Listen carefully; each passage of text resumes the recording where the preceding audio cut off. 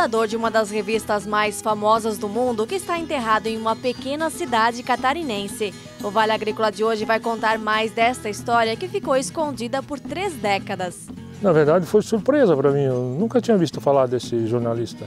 O que realmente assim impressiona, né, o fato dele vir parar numa cidadezinha que tem o nome de Agro, né, Agrolândia, ou seja, aqui o trabalho é agricultura. E na época que ele veio morar aqui, ainda muito mais forte a agricultura.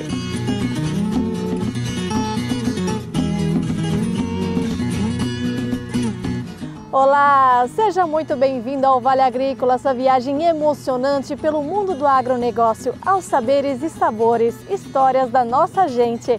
Um programa de agricultor para agricultor, mas que também pode inspirar e informar você da cidade. E nesta edição você também vai ver. Agricultor mecânico transforma sucata em itens criativos. Olha só o que ele já inventou. Aqui tem partes do chevette. A parte de lavadores de roupa, esses ferros. Esse aqui é de um ventilador.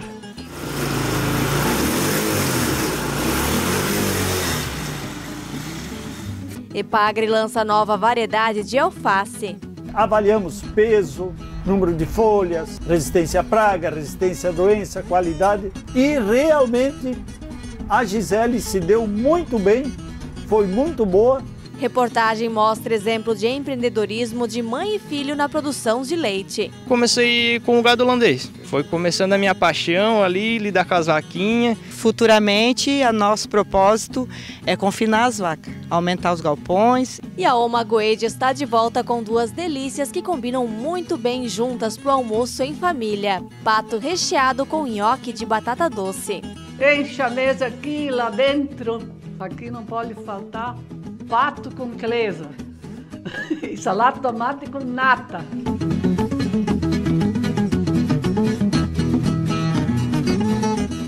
E o chimarrão já está pronto. Pegue sua cuia e fique com a gente. O Vale Agrícola cheio de informação para você. Está só começando.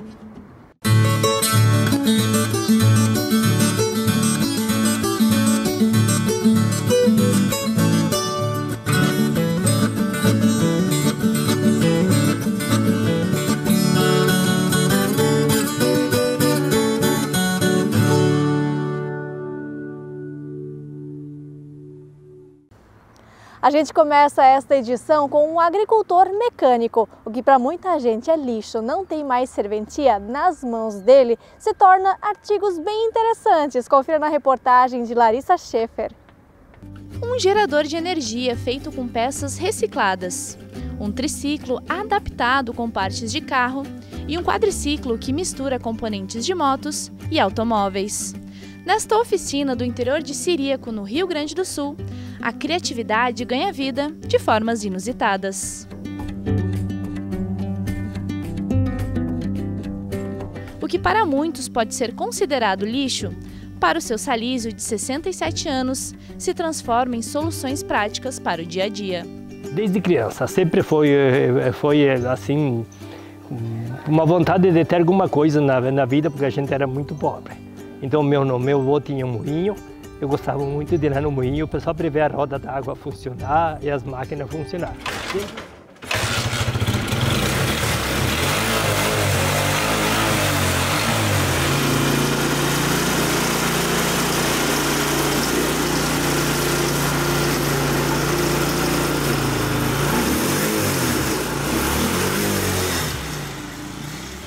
Freio, embreagem, acelerador e tudo que um carro precisa tem nessa engenhoca. Montada em 2001 para alegrar a criançada nas festas de família, o quadriciclo foi até capa de jornal em um desfile caipira. Isso aqui é de geladeira, a parte dentro que vem o gelo da geladeira, isso aqui, ó. Aqui tem partes do chevette, a parte de lavadores de roupa, esses ferros. Esse aqui é de um ventilador. Aqui o freio de mão é da Willys, da caminhonete Willys antiga. O cardan aqui também é o cardan do chevette, só foi recortado ele.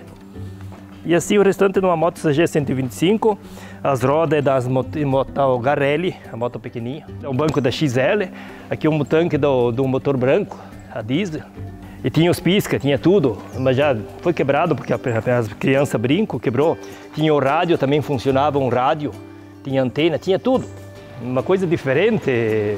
Tenho o prazer de trabalhar, muitas vezes falta um pouquinho de serviço, sobra um tempinho, e não, eu quero ocupar o tempo.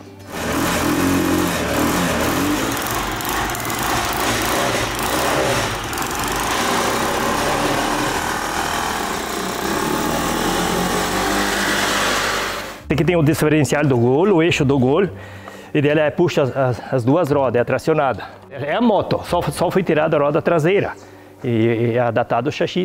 Partida elétrica, foi feito um chassi emendado embaixo aí, com uma estrutura toda de quadro de ferro. Nem o carrinho de mão ficou fora das modificações. Esse aqui ganhou um pneu de moto e até freio para ajudar na descida. Olha, ó. E que tal usar uma motosserra para mover o barco no rio? Equipada ainda com suporte de ferro e rodas de bicicleta para transportar o barco. Foi comprado a rabeta e aqui é uma motosserra, a 08, motosserra estilo 08 adaptado para acionar, para tocar o barco. E daí fez o suporte para carregar o barco, com duas rodinhas de bicicleta, e uns ferros, uns braços. Tu chega lá no rio, levanta o barco, daí sai o suporte e fica o barco na água.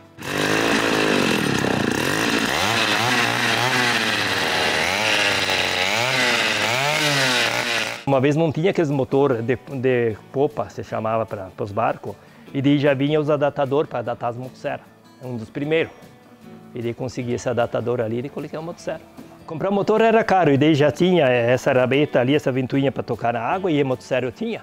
Então vamos juntar, fazer um casamento delas e dar certo.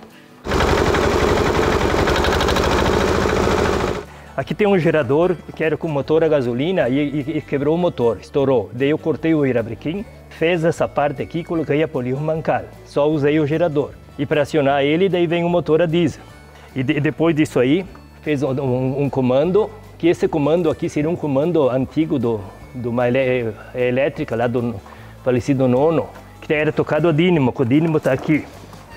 1940 por aí. 40, 45, esse dínamo aqui. Ele iluminava a nossa vila, 3 km daqui. Eu aproveitei o restante e fiz esse gerador aqui. Ele é refrigerado a água, então já coloco a água direto nele e já sai por aqui e vai lá fora, para ele não aquecer demais.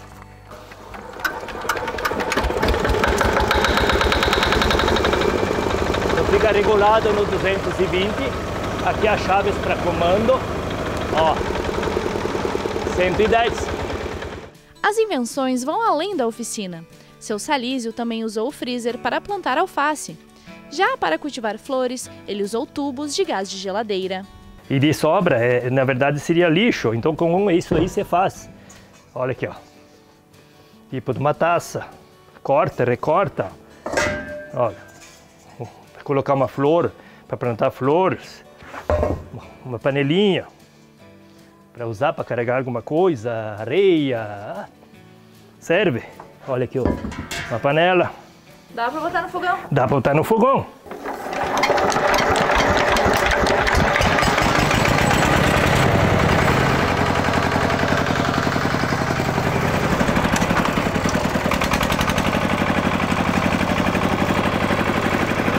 A horta, um lotezinho para a gente plantar o feijão, plantar o milho, as miudezas.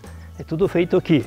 Então aqui você trabalha mais na hora de folga, o sábado de tarde você vem aí e prepara o terreno e planta. Ou um pouquinho de manhã cedo, mais cedo, ou de noite também. O microtrator para fazer lá os terrenos ali, as lavouras. Aqui também já datei a luz, bateria, alternador para trabalhar de noite.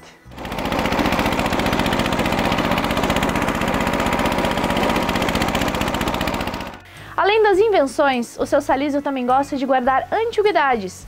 E uma delas é a casa onde a família cresceu. Ela foi construída a uns 4 quilômetros daqui, desmontada e remontada aqui, preservando as características originais. E uma delas é a porta feita de cedro que foi toda entalhada à mão, preservando até o trinco da época funcionando. Nasci lá, na verdade, nessa casa.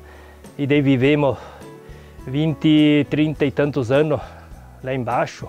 O pai sempre viveu de arrendatário, trabalhar com parceria. E ficou 50 e poucos anos trabalhando com parceria com o patrão. E daí no final veio essa casa, ele deu a casa para levar.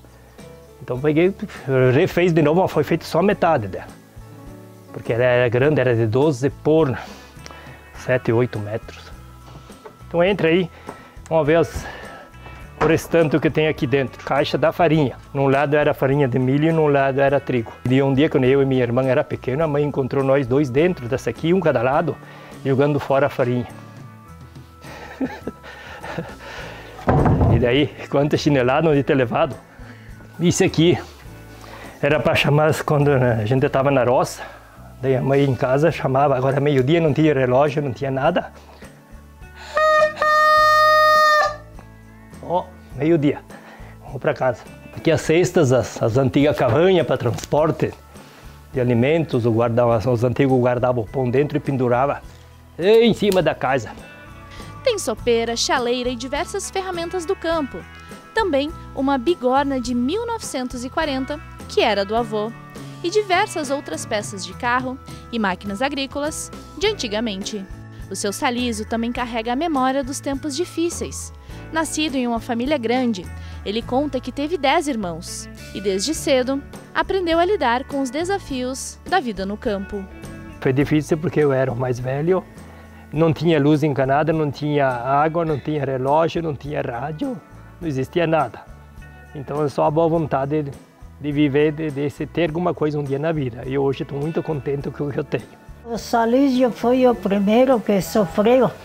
Com 3 anos, o pai dele fazia puxar ou espera um pouco o serrote para cortar lenha. 2 puxadas, ele puxava direito, e na terceira afrouxava, coitado, ele era grossinho assim, pequenininho, parecia um grilo. Coitado, só que interessado a trabalhar, que minha nossa. Além de 11 irmãos, nós temos 3 duplas de gêmeos na família. E uma coincidência que quando eu e minha irmã completamos 10 anos de vida, nasceu 2 no mesmo dia. Então, dia 19 de junho, temos 4 irmãos que aniversariam no mesmo dia. Essa história foi parar até nos jornais. O Salizo e a Gelsi nasceram no dia 19 de junho de 1957.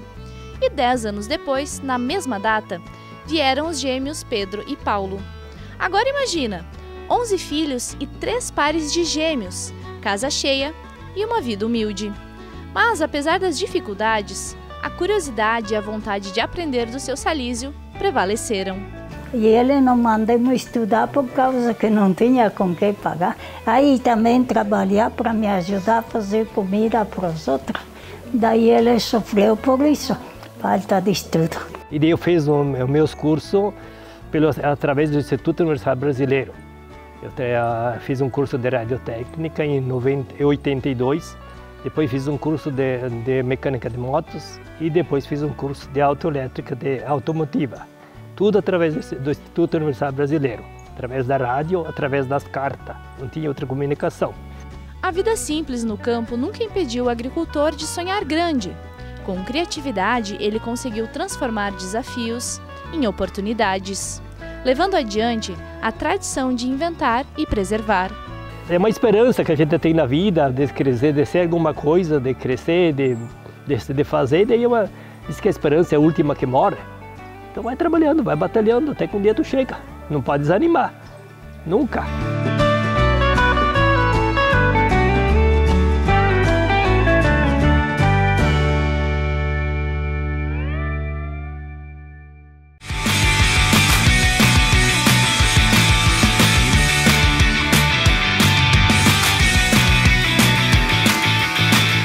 Olá pessoal, meu nome é Euclides Schallenberger, eu sou engenheiro agrônomo, sou pesquisador da Estação Experimental da IPAGRE aqui de Itajaí há muitos anos já, e o meu trabalho é avaliação de cultivares no sistema orgânico de produção para ser lançado para o mercado.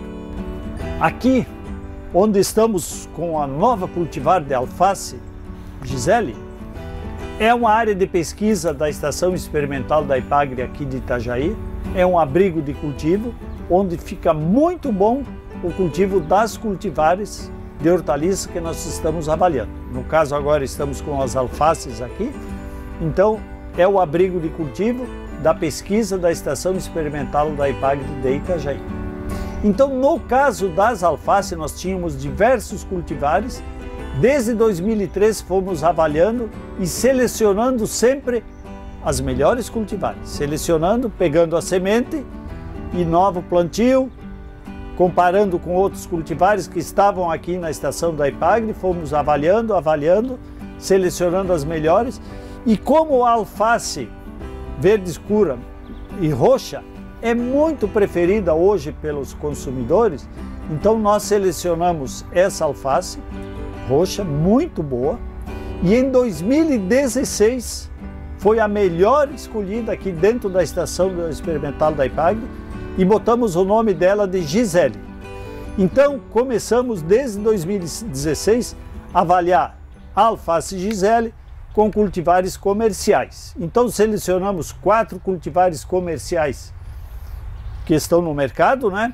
Que estavam no mercado, e avaliamos peso, número de folhas, resistência à praga, resistência à doença, qualidade.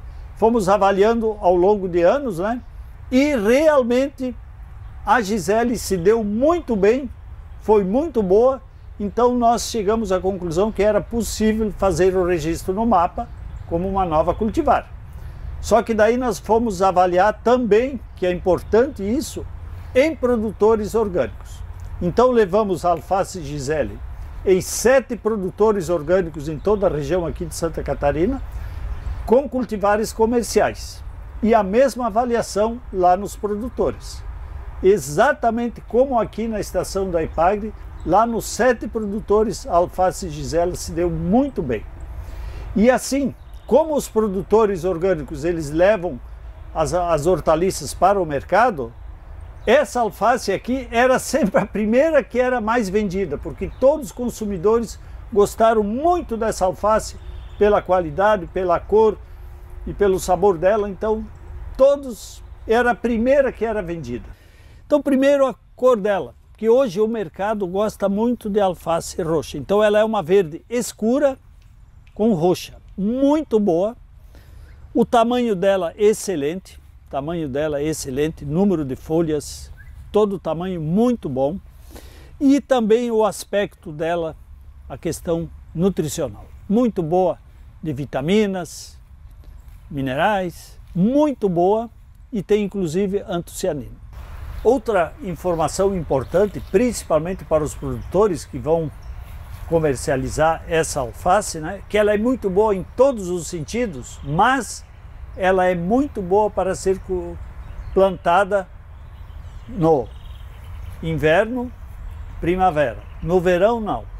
Então, assim, ela pode começar lá por março e ficar até outubro tranquilamente. Nós já plantamos todas essas épocas do ano, muito boa. Ela para de pendoar, demora para pendoar, mas a partir de novembro, dezembro, janeiro e fevereiro, então ela começa a pendoar mais cedo. Então, o recomendado dessa nova cultivar, que tem todas essas qualidades, é de março a outubro. Como esta nova alface se deu muito bem em todos os sentidos, qualidade, sabor, qualidade nutricional, então fizemos o registro no mapa, né? E agora será feita a licitação com empresas de semente para comercializar para os produtores esta nova cultivar de alface, a alface SCS 383 Gisele. Então nós estamos preparando uma licitação para as empresas de semente de hortaliças comercializarem a semente desta alface. Tá? Então provavelmente no próximo ano já, né, tá tudo pronto, tudo bem encaminhado internamente na IPAGRE, provavelmente em 2025, acredito que já vai estar no mercado para comercialização da alface SCS 383 Gisele. Então, estamos lançando uma nova cultivar da Gisele, mas a IPAGRE já lançou há mais tempo essa nova cultivar, a litorânea, que está sendo comercializada já há muitos anos, e ela tem muitas qualidades também iguais à Gisele. Ela está sendo muito bem comercializada. No Rio de Janeiro e em Minas Gerais é uma das mais cultivadas pelos produtores de hortaliças, de alface. E no Brasil inteiro é muito comemorada, muito plantada, muito vendida pela Isla. E só em 2023, para vocês terem uma ideia, a Isla vendeu 73 milhões de sementes dessa alface litorânea aqui. Por quê? Porque os produtores gostam, os consumidores gostam, então ela faz bem em todos os sentidos. E ela tem um pendoamento bem mais tarde. Então por isso que para os produtores ela pode ser comercializada o ano todo e plantada os 12 meses do ano, porque mesmo no verão ela demora mais para pendoar para a produção de semente. Então pessoal, a alface litorânea é todo um sucesso em comercialização e consumo. A nova cultivar que está sendo lançada, a Gisele, terá a mesma condição de venda, de consumo e de qualidade. Abraços a todos e até a próxima.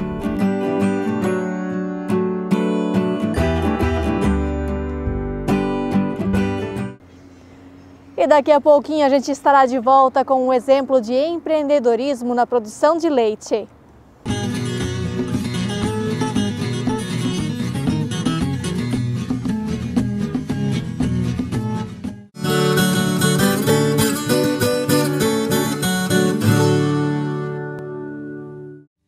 Você precisa de segurança energética.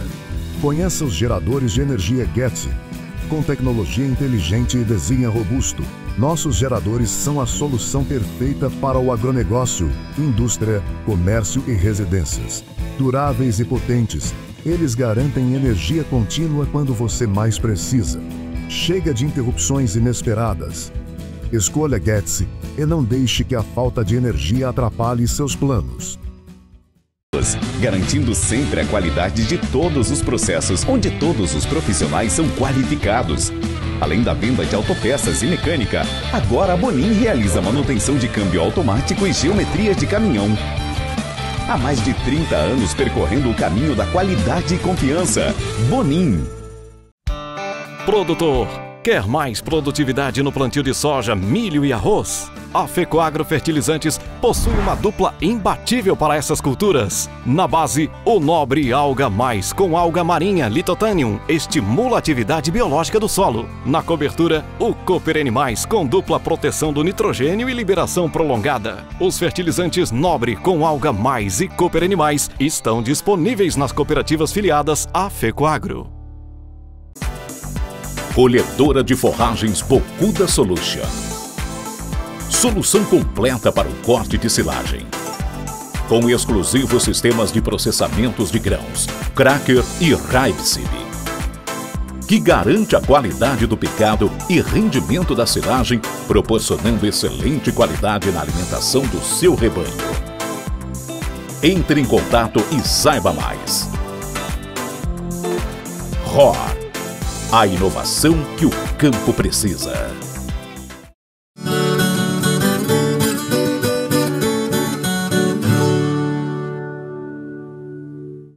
O programa Cooperativismo em Notícia vai trazer agora uma reportagem muito interessante sobre a história de mãe e filho que começaram na criação de vacas. Confere só. Estamos a uns 10 quilômetros da Serra da Rocinha, que divide o Planalto Serrano do litoral, mais precisamente no município de Timbé do Sul, para contar a história do Gabriel e da mãe dele, a dona Jusilene, produtores de leite e que fazem parte da assistência técnica e gerencial do Senar. O sonho do Gabriel era trabalhar com vacas de leite. Eu trabalhava com fumo, mas o meu foco não era o fumo. Gado era a minha paixão. Então eu disse, não, o meu projeto, parando com fumo, eu quero pegar minha reservinha e investir no gadinho.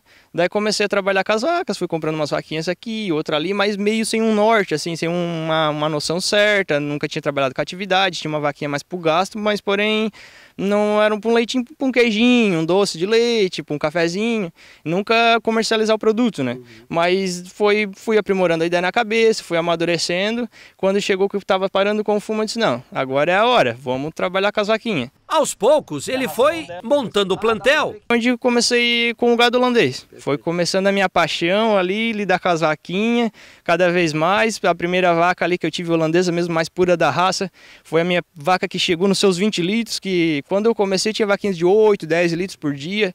E essa vaca chegou nos seus 20 litros e eu fui aprimorando ela, botando a ração, o William como técnico do Senar me incentivando, me auxiliando ali, dando as informações, não, tu vai entrar com a ração, fazer a dieta dela certinha, melhoramento de pastagem.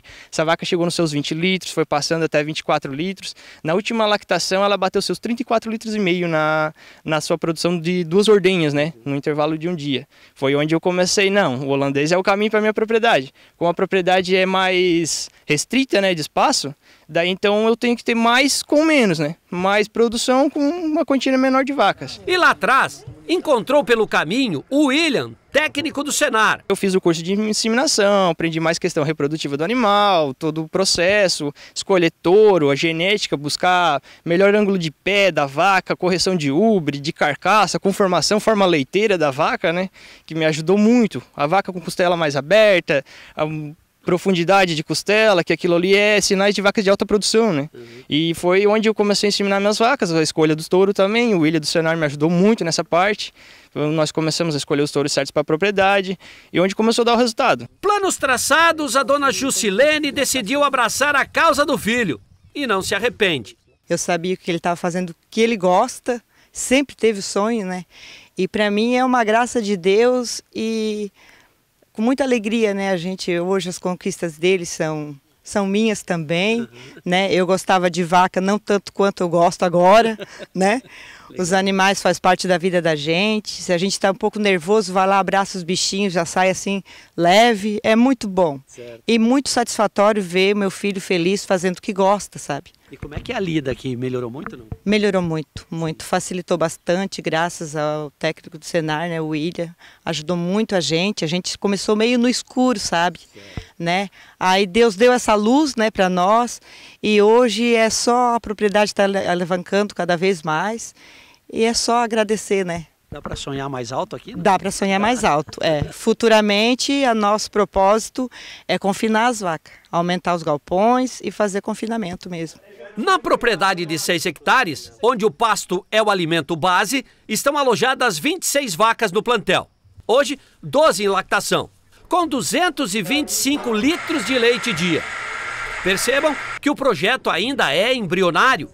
Mas se depender da paixão do Gabriel, esse mundão das vacas vai crescer. Hoje tu faz a reposição toda em casa ou ainda necessita de contratação fora, de animal? Não, o animal faz mais de 2 anos que dentro da minha propriedade eu estou girando só o gado aqui, né? Que eu não compro mais animais. E as últimas aquisições que eu fiz foi de bezerras, né? Já comprei bezerrinha e com o auxílio do técnico do Senar, eu vim criando elas da forma correta, manejo, tudo, até o ponto dela chegar ao ponto de parir, né? Há 4 anos, quando o William entrou na vida dos Becker, a história começou a mudar. Para ele, está sendo um orgulho ver essa trajetória de sucesso. Aqui na propriedade do Gabriel a gente se sente muito confortável, né? A recepção, o acolhimento, né? Então foi uma propriedade que me acolheu de braços abertos e a gente conseguiu destravar um trabalho muito proveitoso e que teve muitos resultados, né? Então a gente começou aqui com uma propriedade que estava no escuro, né? Então fomos direcionando em alguns pontos chaves, né? Criamos um planejamento de acordo com as metodologias do Senar, certo? E viemos trabalhando nesse tempo e hoje a gente está conseguindo colher os resultados aqui da propriedade, né? Hoje a propriedade ela já é certificada para brucelose e tuberculose, né? Algo bastante importante aqui para nossa região, e a produção só tem aumentado e a gente vê no sorriso dos nossos produtores aí que eles estão colhendo os resultados deles.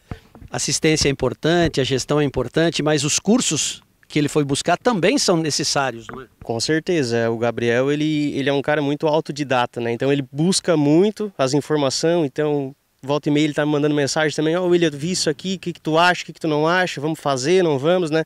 Então a gente, mês a mês, é sempre uma alegria estar aqui na propriedade dele, compartilhando e trabalhando junto e colhendo os resultados que a gente está colhendo hoje, né? Como é que tá essa vaca aí, a Neve, ela que pariu por último agora, como é que tá o pós-parto dessa vaca, a produção dela? Já fiz o controle leiteiro dela nessa última semana aí, já tá batendo seus 32 litros de média. É a minha vaca campeã do plantel. Do campo para o computador. Tudo que acontece durante o mês, compra e venda de produtos, controle alimentar, aplicação de medicamentos, inseminação, nascimento de bezerras, está anotadinho aqui. Nos últimos 30 dias tivemos nascimentos aqui na propriedade? Sim, William, tivemos 3 nascimentos. A Neve pariu e veio com um bezerro macho, depois pariu a Francine com a bezerra fêmea e por último a boneca com outra bezerra fêmea. Com os controles em dia, com a produção crescendo e com essa paixão avassaladora por vacas de leite, é certo que os Becker terão uma vida muito mais digna e promissora. Porque aqui, para onde você olhar, vai ver uma vaca em cada cantinho. E já no próximo bloco a gente vai contar esta história que ficou praticamente escondida por 3 décadas. Fundador de uma das revistas mais importantes do mundo, está enterrado em uma pequena cidade catarinense que leva agro no nome.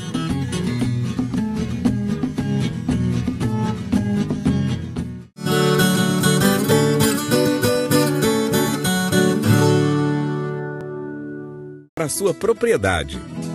Com o AgroShop, você pode comprar e vender animais, propriedades rurais,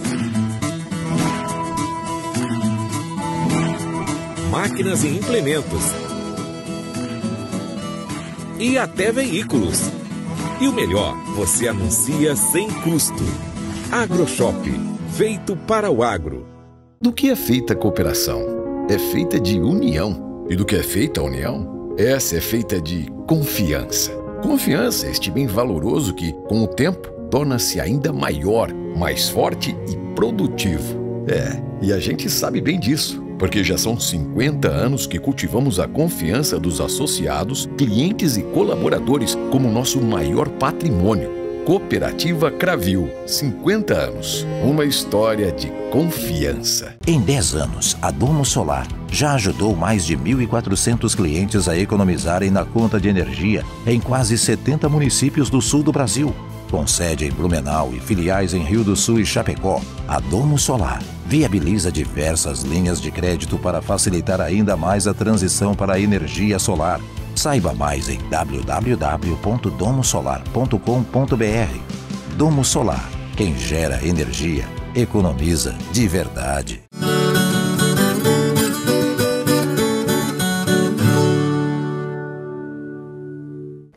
O fundador de uma das revistas mais famosas do mundo está enterrado em uma pequena cidade no interior de Santa Catarina. A série Nossa História de hoje vai contar quem foi Thomas John Cardell Martin e por que ele veio parar por aqui.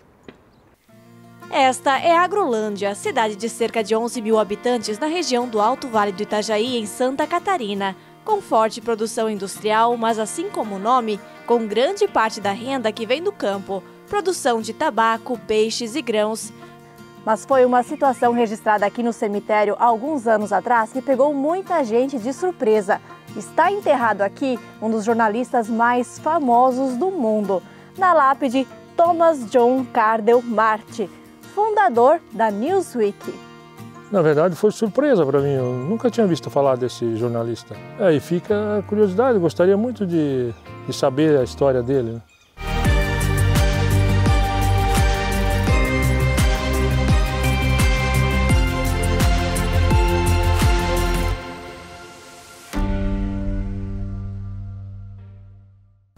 O pastor e jornalista Edson Bruno, natural de Agrolândia, é uma das pessoas que se aprofundou nesta história. Eu estava dentro do estúdio da rádio trabalhando na cidade de Joinville e o meu irmão ligou-me do cemitério de Agrolândia. E a pergunta que ele fez foi: o que significa The Founder of Newsweek? Mas o que é Newsweek? Newsweek é uma das maiores revistas do planeta. Newsweek. Aí eu disse para ele: mas como assim? Tem certeza que isso está aí num túmulo, numa sepultura, no cemitério de Agrolândia? E ele disse: estou aqui. Aquilo despertou-me uma curiosidade muito grande. Eu tive que parar tudo que estava fazendo, começar a minha pesquisa e o que aconteceu? Essa era a realidade. I'm arriving in Agrolândia, a small city in Santa Catarina State. É do Edson o primeiro vídeo que retrata esta curiosidade, lá de 2009. Aí eu tomei a decisão, não, eu preciso fazer o mundo conhecer isso, o mundo saber disso. Afinal de contas, é uma história vibrante e 14 anos atrás, quer dizer, equipamento ainda muito diferente do que a gente usa hoje, de uma forma simples. Eu vou registrar isso e nos mínimos detalhes, contando um pouco da história de Cardell Martin. This cemetery is a very peaceful place. We have here actually water, living waters. It's very interesting. And here is the grave of Thomas John Cardell Martin. Nobody here on this city knew that Thomas John Cardell Martin has something so special behind him. Tive que fazer em inglês porque meu propósito era enviar para a CNN, já que a CNN está nos Estados Unidos, a sede, né?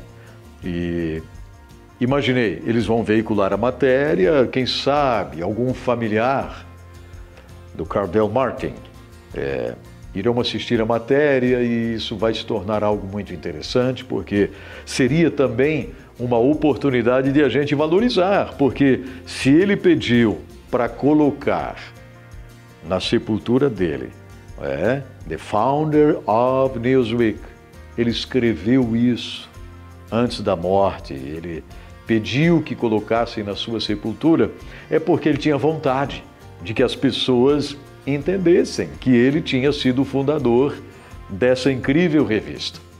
A história começa em Nova York em 1923, quando o jornalista natural da Inglaterra chega de mudança para assumir a edição internacional da revista Times. Chegou a trabalhar também no The New York Times até em 1933, quando, junto com amigos e personalidades de época, decidiu fundar a própria revista, chamada Newsweek. E ele aproveitou esse status de repórter da Times, fez amizade com autoridades, ao ponto de tomar café com Eisenhower, presidente americano, e selecionou dentre os amigos repórteres, os bons repórteres para, com ele, fundarem a revista. A história de Thomas registra ainda mais um capítulo importante. Ele foi piloto do exército da Inglaterra durante a Primeira Guerra Mundial. Abatido em combate, teve uma perna amputada e salvou-se. E eu li também que ele acabou fazendo amizade com o general alemão que comandava o exército que o abateu. E com isso ele conseguiu sobreviver, superou a guerra, né? A amputação foi um desafio, mas nunca um empecilho, pois Thomas seguiu o trabalho por muitos anos, até a revista passar por uma crise financeira que o teria forçado a vender a parte lá pelo ano de 1937. O jornalista foi casado e teve filhos, mas teria se separado e começado a viver uma vida nômade. Dali até 1950, quando desembarcou no Brasil, existem poucas informações, a não ser uma passagem pela Argentina. E foi em São Paulo que surgiu o que faria mudar o mapa da história, por assim dizer. Apaixonando-se por aquela mulher de Agrolândia, foi que ele veio visitar a Agrolândia, apaixonou-se também por Agrolândia e acabou vindo morar em Agrolândia.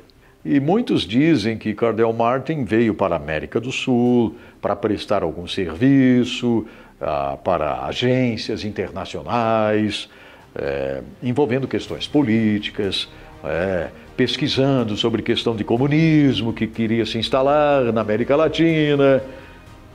Mas para mim, falando bem sério, isso somente são teorias. Esta mulher era Mary Ingard Stanke, filha de imigrantes alemães. As fotos antigas mostram uma vida agitada, cercada de amigos, em festas e eventos sociais durante a década de 60. Quem guarda os registros é a sobrinha Eliane, mais uma que não fazia ideia que o tio Tommy, como era chamado carinhosamente, era uma figura tão importante.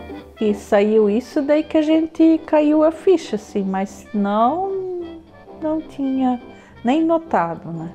Eu era muito nova ainda, né? Então, onde que não tinha noção dessas coisas, né? Que daí quando ele faleceu eu tinha só 14 anos, então não entendia nada ainda do que era que estava por trás dele, né? A história de vida dele. Né? A casa em que ele morava não existe mais, mas ainda foi registrada naquele vídeo do Edson Bruno há 15 anos. Here he built a house and he married a woman here. Aí que eu fui entender por que a gente passava em frente a uma determinada casa em Agrolândia e as tábuas daquela casa eram colocadas de um modo diferente. Não eram na vertical, aquelas tábuas eram na horizontal. Aquilo sempre chamava a minha atenção. Ele fez a casa no estilo americano, no estilo europeu, enfim. De noite, então, ele assistia sempre o jornal. O jornal era sagrado para ele, tinha que ficar em silêncio para ele saber o que estava acontecendo fora do mundo, sabe?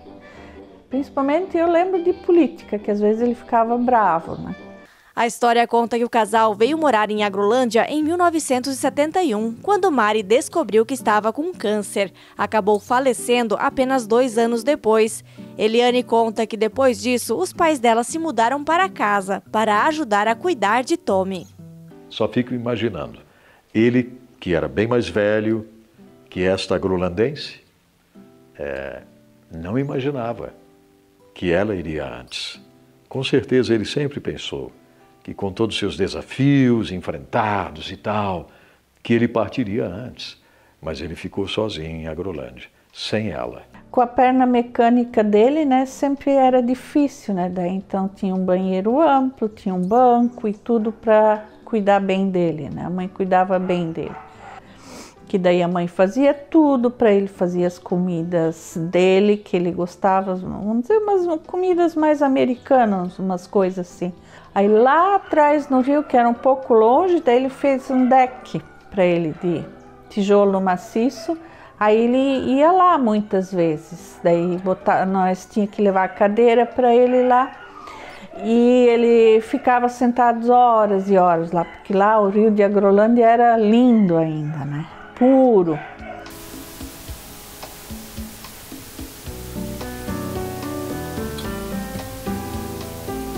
Imagina só a repercussão quando essa notícia foi dada aqui em Agrolândia, uma cidade considerada de pequeno porte no estado de Santa Catarina. Foi o maior do comentário. Só que a opinião de quem conviveu com o Tommy é a mesma. Era uma pessoa extremamente reservada, ativo apenas quando o assunto é correspondências. Eu acho que é com as netas dele, de lá, né? E daí então com o jornal dele lá, né? Ele escrevia muita coisa que daí o jornal publicava também, pelo que eu entendi assim, né? Mas não era assim todo dia, só que tinha que ir todo dia para ver se veio alguma coisa, porque levava semanas às vezes as correspondências para ir e voltar, né? Eu conhecia ele de vê-lo na varanda da casa sentado. Nas tardes, normalmente, ele sentava e ficava observando o movimento. Era um cidadão muito observador, mas muito excêntrico, talvez, até desse para se chamar assim, fechado, né? Ele não se abria, assim, ele não circulava na praça, né? Talvez com a disciplina americana, inglesa, que é metódica, né? Que nós aqui não vivemos. Então, para nós era uma coisa estranha. Thomas faleceu em 1979, aos 83 anos, em casa, segundo os familiares, de forma tranquila. A história da vida já virou documentário. Tio Tommy, o homem que fundou a Newsweek, que venceu o prêmio de melhor documentário do New York Movie Awards em 2022. No final dos anos 60, quando o tio Tommy veio morar pra cá, a cidade era muito menor que isso aqui. Sabe, a Agrolândia nos anos 60 é quase a definição de vou me esconder no mato. O que ele mais fazia era escrever e jogar carta. Ele só falava inglês, ninguém sabia, ninguém entendia ele. A expectativa de familiares e pesquisadores é pela construção de um museu em Agrolândia que resgate não só a trajetória de Thomas, mas de outros imigrantes, para que esta história, que chegou a ficar escondida por 3 décadas, não seja mais um mistério, e sim um diferencial na pequena cidade catarinense. É uma história que talvez para algumas pessoas seja um pouco difícil de assimilar, assim, a grandiosidade de você começar um projeto que vai atravessar décadas e décadas e décadas. Por exemplo, eu quando trabalhei nos Estados Unidos, na rádio onde trabalhei, essa revista para nós ela era uma fonte de informação inacreditável, importantíssima, e eu nem sonhava que o fundador dessa revista que eu usava lá nos Estados Unidos tivesse morado em Agrolândia. Ou mais ainda, tivesse sido sepultado em Agrolândia.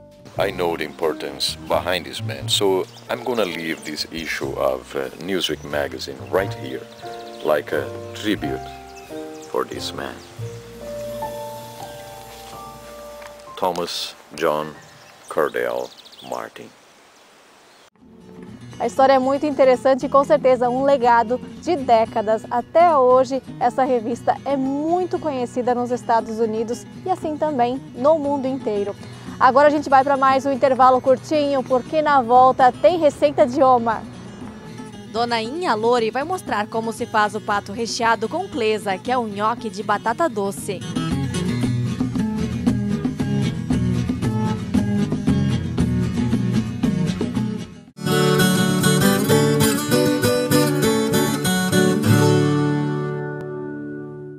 Há 30 anos no mercado, a Mogiana Especialidades Químicas sempre prezou pela qualidade, transparência e dedicação na pesquisa, formulação, desenvolvimento e industrialização dos produtos de seus clientes.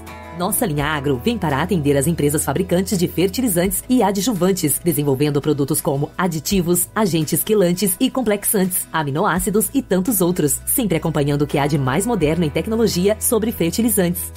Entre em contato conosco em www.mogiana.com e saiba mais.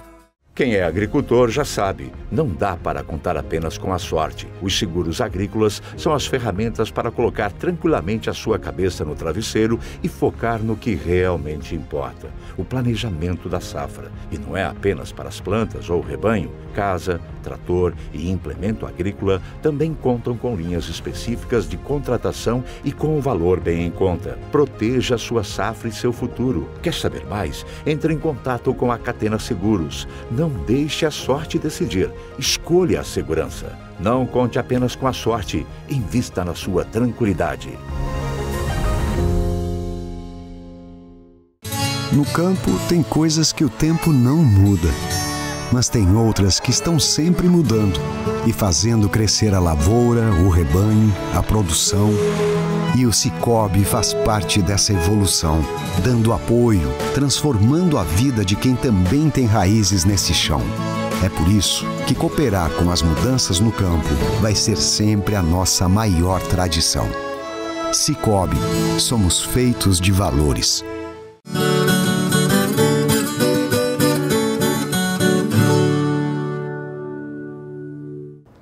Pato recheado com batata doce. A receita desta edição do Vale Agrícola é uma refeição completa e quem vai ensinar é a Oma Inha Lori.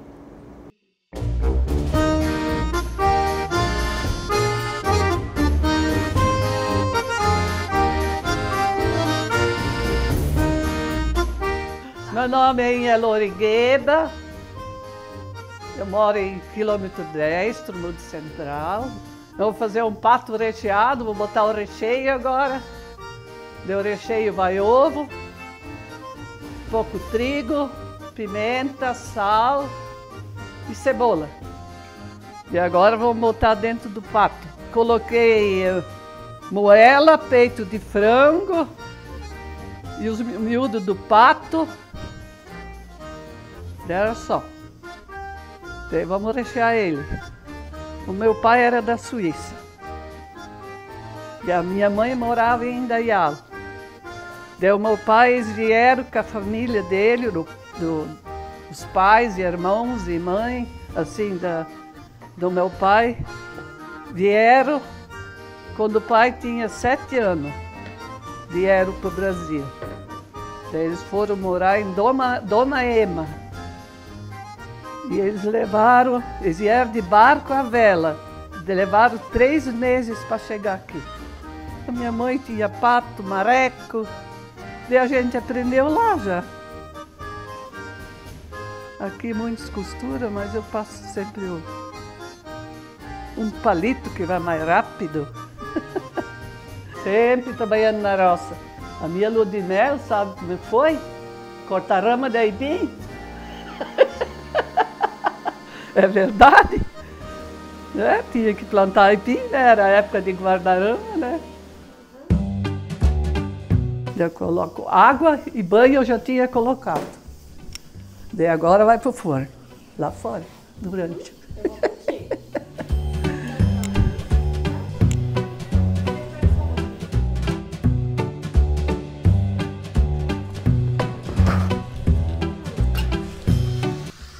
Ó, uma já tá assando.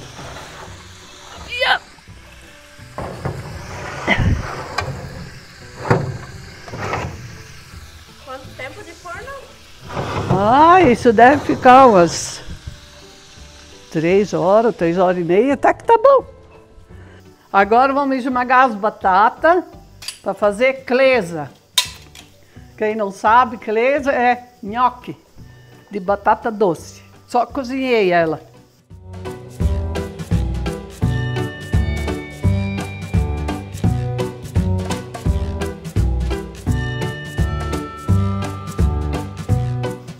Antes a gente moía na máquina de moer carne, né? Mas aqui é mais prático.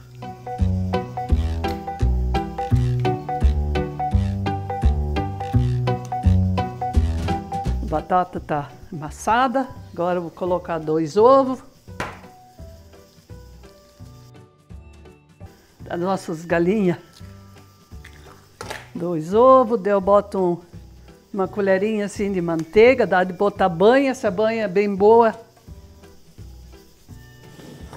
E agora eu vou colocar o trigo aos poucos.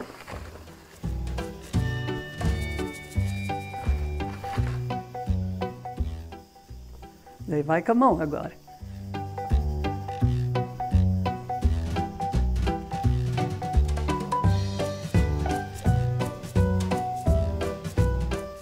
Se não chegar as 2 xícaras. É conforme a batata, né? Tanta batata a gente bota de amassa até que dá o ponto. Quem me ensinou essa receita para botar manteiga ou banha foi a minha irmã, Adelina Kindlein, minha irmã mais velha.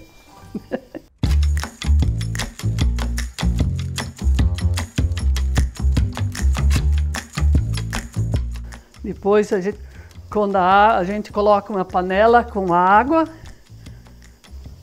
com sal, e quando está fervendo, daí a gente faz bolinha e coloca lá dentro. Daí deixa ferver, não muito demais. A minha irmã sempre diz, quando as bolinhas subir na panela, assim, para cima, daí tão boa. Mas eu deixo um pouquinho mais. Olha, coloco tanto assim, ó. E mais um tanto. Agora só a água ferver. Daí coloca as pilotas.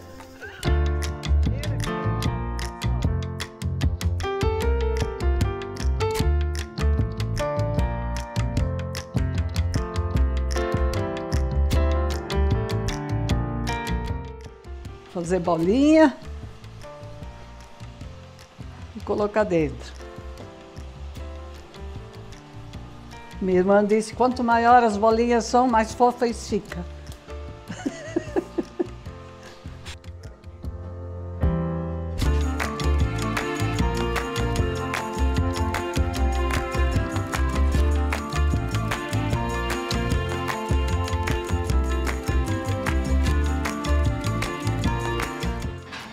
O cheiro tá bom, vamos cortar a pata agora.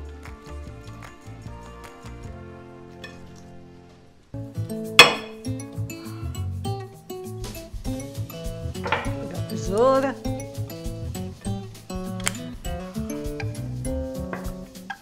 Pronto, agora vamos cortar o recheio. Espero que ficou bom.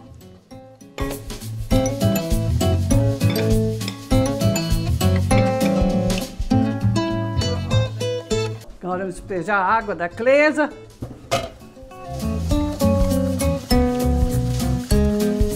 Ai, tá quente.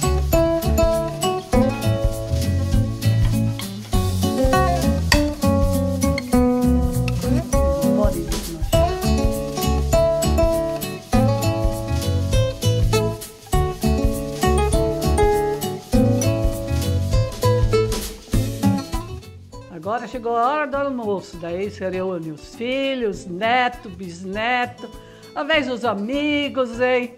Enche a mesa aqui, lá dentro.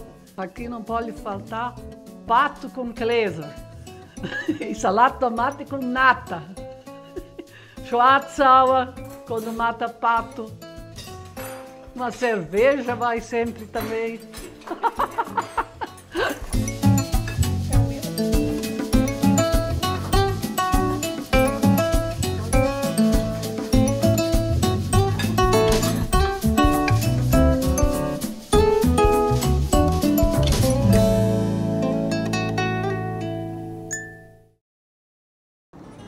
Família reunida à mesa com pato recheado e nhoque de batata doce. Quem quer mais, né? Para um dia de semana. Foi muito especial. Muito obrigada a toda a família Guede que recebeu a gente tão bem lá por Trombudo Central. E é assim que a gente se despede de mais um Vale Agrícola. Tenha dias produtivos de trabalho. A gente se vê. Até mais.